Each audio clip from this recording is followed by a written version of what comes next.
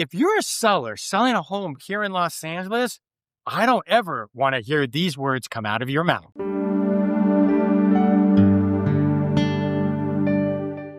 I'm going to start with something strong, because if you're thinking about selling a home in Los Angeles, these are the exact words I never want to hear come out of one of my sellers' mouth. And I mean never, because every one of these statements sounds harmless on the surface, but behind the scenes, they quietly cost sellers tens, sometimes hundreds of thousands of dollars. And by the end of today, I can almost guarantee I will hear at least 2 or 3 of these exact phrases from my sellers I'm actively working with right now. So if you're selling a home in Los Angeles, thinking about selling, or planning to sell in the next year, this video is going to save you from making the most common and most expensive mistakes I see every single week. Let's get into it, shall we? First statement I never want to hear: I'm in no hurry to sell. And look, I get why people say it. You're not desperate. You're not in a bad situation, which is always good. You feel like you can wait for your number. But here's the reality of the Los Angeles real estate market. The first 30 days, and especially the first week, is when your home is worth the most money it will ever be on the open market. Buyers are watching constantly. They get alerts the second your home hits Zillow, Redfin, Realtor.com, and the MLS. And when they see a home that just came on the market, the psychology is very different. They think, is anyone else going to jump on this? Do I need to move fast? Is this going to get multiple offers? That urgency disappears fast. And within 2 weeks, we already know the truth. Either the home is getting strong showing activity, solid buyer interest, and maybe even offers, or it's not. And here's the dangerous mistake sellers always make. They get early interest or even an early offer, and instead of leaning in, they think, well, if I wait longer, I'll get more. Time is not your friend. The longer a home sits on the market in Los Angeles, the more buyers start asking questions.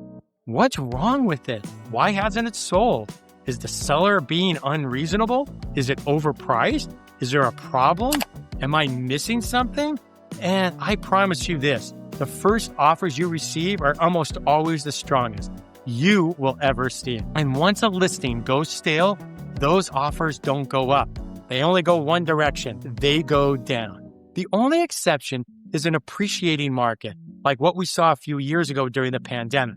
But today, most Los Angeles neighborhoods have stabilized, they're softening, or slightly correcting.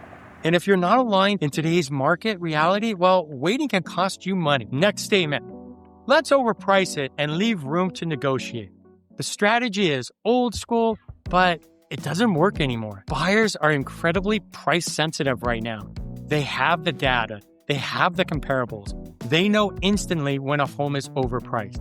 And when you start too high, you don't look aspirational, you look unrealistic. And here's the brutal truth. By the time the sellers finally accept the price was wrong, the market has already shifted again.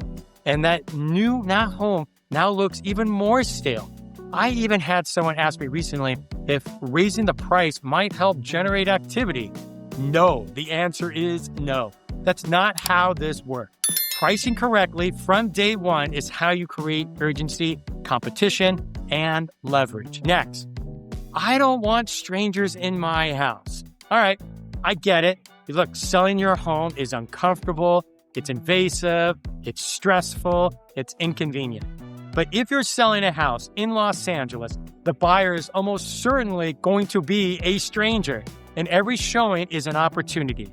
I've even had neighbors walk through open houses and end up buying the home, or basically recommend it to another family member, right? Or they even liked it better than their own. So if you do not want people in your home, that's okay. But guess what? Don't sell, because selling a home is work. There's no shortcut around it. Next statement, I just want to test the market for 30 days. I get this a lot. No, testing the market hurts you.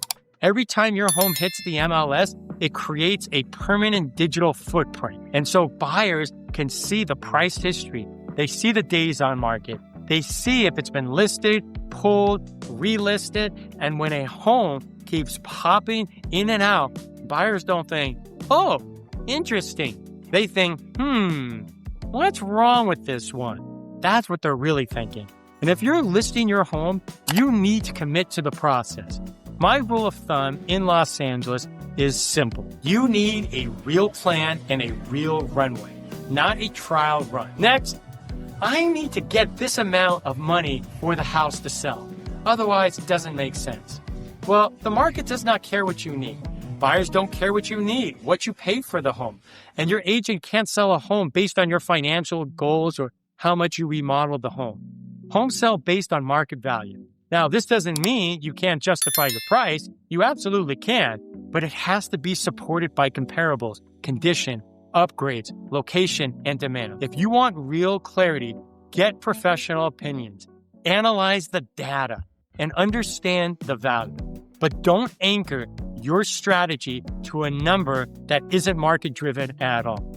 Next statement. Can we list it for sale and for lease? This is a terrible strategy. Selling and leasing are two different marketing plans, completely different. And when an agent knows you're half committed, they're going to protect themselves, not go all in for you. So dual strategies really weaken your leverage and confuse buyers. If you want top dollar, commit to selling. Quick pause for those of you who don't know me. I'm Scott Himmelstein with the Scott Himmelstein Group. I've been selling real estate for over 21 years here in Los Angeles. And I've earned more than 250 five-star reviews on Google and Zillow from buyers and sellers just like yourself who trusted me with some of their biggest financial decisions of their lives. And the reason I'm so direct in this video is because I've seen these mistakes play out time and time again. All right, next statement. Can we co-list with my friend who is an agent? No. Co-listing almost always creates confusion, delusion, diluted accountability, and complicated decision-making. You want one professional who owns the outcome. Next one. I'm not paying the buyer's agent commission. I've gotten this a lot since 2024 and the rules changed. But the commissions are negotiable. Rigidity costs you money. What matters is your net. If someone offers you more money with different terms, you need to be open enough to evaluate that logically. And in a shifting market, flexibility creates leverage. Next one, I don't want to deal with showings or open houses. Selling your home is a job. And for a short season, it needs to be your priority. Convenience and top dollar do not live in the same universe. So if you want the best result, you need to make the home available. Next statement, I want to sell as is for the same price as the renovated house next door. That's not how this works. And that's not how buyers think. Decluttering, cleaning, light touch-ups, and strong presentation matter more than most sellers realize. You don't need a full remodel to win, but effort matters. And if you skip it, investors step in. And investors are not paying top dollar. They're paying wholesale pricing. All right, here's another one. Let's do small price reductions. No, small price drops signal desperation or inexperience. If the price needs to move, it needs to move meaningfully. Not 5,000. A lot of times it needs to be 50 or 100,000. And otherwise, you're going to miss out that next buyer pool. Tiny reductions do not reset buyer psychology. They just tell the market you're chasing after it. And the last one, this one might be the most important of them all. Can I be present during all of the showings, inspections, or open house? It's your house. Yes, you can, but I really don't recommend it. Buyers are uncomfortable when sellers are present. They won't speak freely. They won't linger. They won't imagine themselves, most importantly, living there in your home. And sellers almost always say something that they're not supposed to. Your job is to let your agent do their job.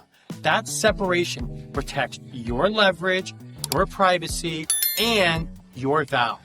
So, if you're selling a home in Los Angeles, my goal is simple, helping you avoid the mistakes that quietly drain your equity. And if you're thinking about selling, planning ahead, or just want an honest strategy based on today's market, reach out. And if this video helped you, make sure you like it, subscribe, and drop a comment with topics you want me to cover next. I'll see you in the next video.